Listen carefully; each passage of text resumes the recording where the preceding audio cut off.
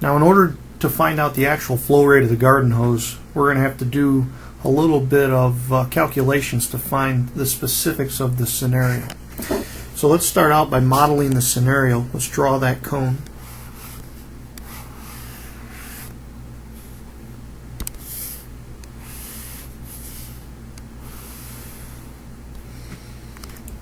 Now we know that inside of this cone we're going to have the center, which drops straight down. We're going to be referring to that as the height of the cone. The outside is the slant height, and clearly this distance here is the radius of the cone. Now let's get some of the initial conditions. I'm going to write these in blue. Slant height of the cone.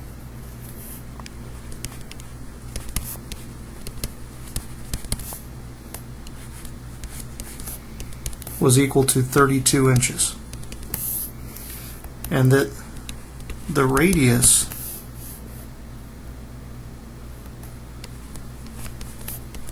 was equal to 6 inches. Now we can use the Pythagorean theorem to find out what the actual height of the cone is. That's going to prove to be important later on. So we're just going to go ahead and tackle that now. So we know that the height, which I'm going to use h, can be found using the Pythagorean theorem. We know that 32 squared is equal to 6 squared plus h squared. And so if we isolate h, it's going to turn out that h is equal to 32 squared minus 6 squared. Take the square root of all that. Now let's go to our calculator. We need to take 32 squared and then subtract 6 squared, and then we're going to take the square root of that. Now for all practical purposes, it's not really going to reduce much. Let's just leave it as a square root of 98. Excuse me, 988. And that's in inches. So these are just a few of the original constraints that we're going to start out with. Now the next thing to come up with is a formula for the volume of the cone. Recall that the formula for the volume of a cone is that the volume is equal to 1/3 times the height of the cone times pi radius squared. Now it turns out that the one value that we are going to be able to the most easily calculate the change of rate in is going to be the slant height. So our next objective is to write this formula in terms of slant height. This can be done from ratios and similarity of triangles from our diagram. If we are interested in a triangle that would be embedded inside of the one that is already existing on our diagram, we know that h over L must be proportional to the actual height, which we calculated to be the square root of 988 over the slant height, which is 32. Now if we take and we isolate the variable h in this equation, that tells us that h must be equal to the square root of 988 over 32 times L. This is going to be very, very important for our substitution. The next ratio that we're going to take a look at is the radius compared to the slant height.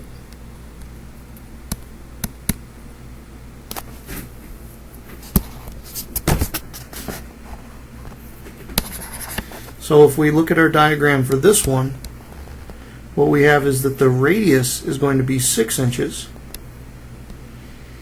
when the slant height is going to be 32. Again, isolating the variable r in our equation, that tells us that r is equal to 6 over 32 times L. Now, of course, these can be reduced. We're not going to bother ourselves with them at this moment. Now, with that being said, we can now take this value here in this one here, and we can substitute it into the equation that is right above.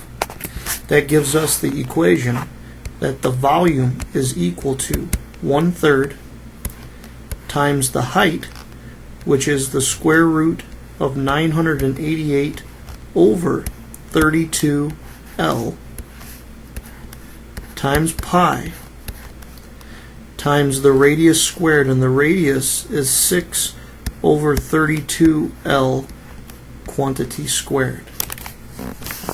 Now our next step is to simplify this and get a decimal coefficient, as well as writing the formula in terms of L.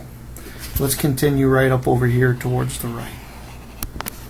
So we know that the volume is equal to, so let's take all these constants, take your calculator, and we are going to do 1 divided by 3 times the square root of 988 divided by 32 times pi times 6 squared, careful this for the squaring, times, divided by 32 squared, and hit enter.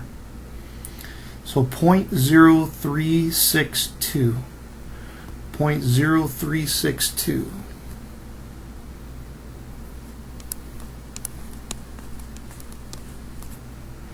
That's all of our coefficients being combined, including pi, into 1, and then we are left with L cubed.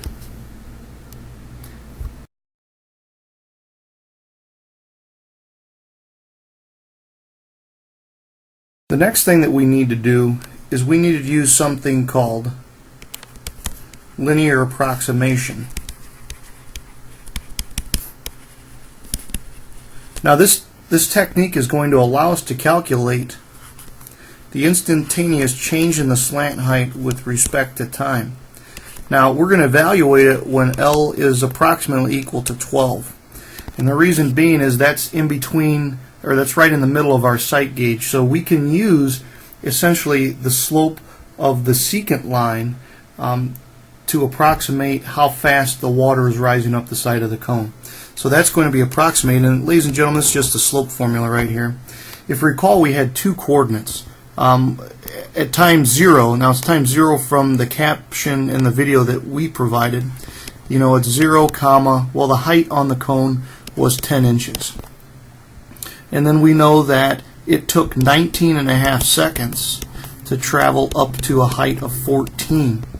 Again, slope is change in y over change in x, so we're looking at 14 minus 10 over 19.5 minus 0, and that is going to be approximately 4 over 19.5, which is approximately, let's get our calculator, 4 divided by 19.5.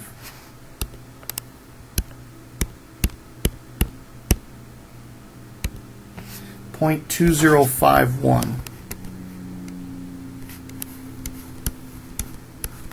And that would be in inches per second. So now it's time to bring everything together. Our next step is to use implicit differentiation to differentiate both sides of this equation that we've written here in green in terms of with respect to time.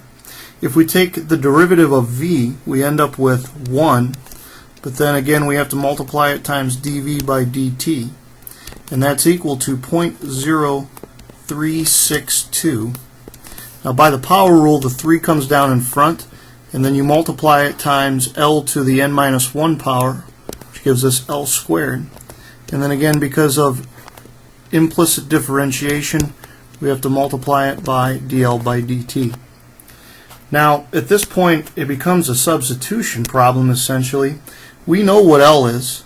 L is at the instant that we are interested in our calculation, and we also know the approximated change in the slant height with respect to time, and that was at 12 inches on the slant height, which shows up right here. So we can substitute those two values in, which is exactly what we're going to do now. So we end up with dV by dt is equal to 0.0362 times 3 times 12 squared times 0.2051. Now we're going to go to our calculator, and we know that the change in volume with respect to time is going to approximately be equal to 0.0362 times 3 times 12 squared times 0.2051. Hit enter, and we end up with approximately 3.2, and that's in cubic inches per second. All of our units so far today were in inches, and our unit of time was per second. So we know that the garden hose, when it was filling this cone, is filling at a rate of 3.2 cubic inches per second.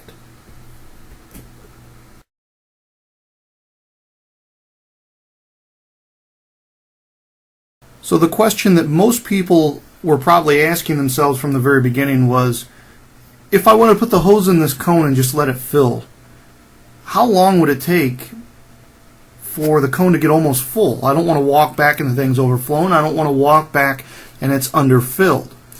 Well, we can use two pieces of information that we have now. We're going to go back up to this portion right here, and what we're going to see is we can calculate the actual volume of the cone. And because we know the volume of the cone is 0.0362 times the slant height, which again was 32, and we're going to cube that, that should be equal to, now recall, flow rate times the amount of time that the water is flowing equals volume. So if we are interested in the amount of time to fill, that's going to be equal to 0.0362 times 32 cubed divided by 3.2. So the amount of time needed to fill this cone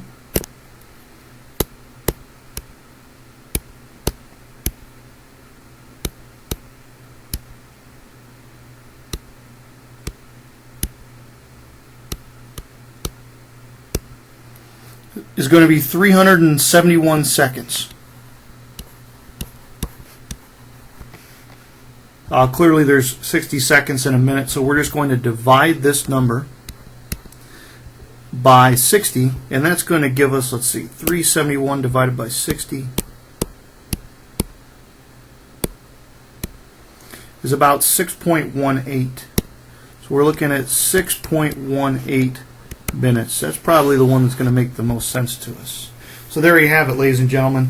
If we want to fill that cone, we can walk away for about 6 minutes, and if we come back shortly before that, the cone should be near its full capacity.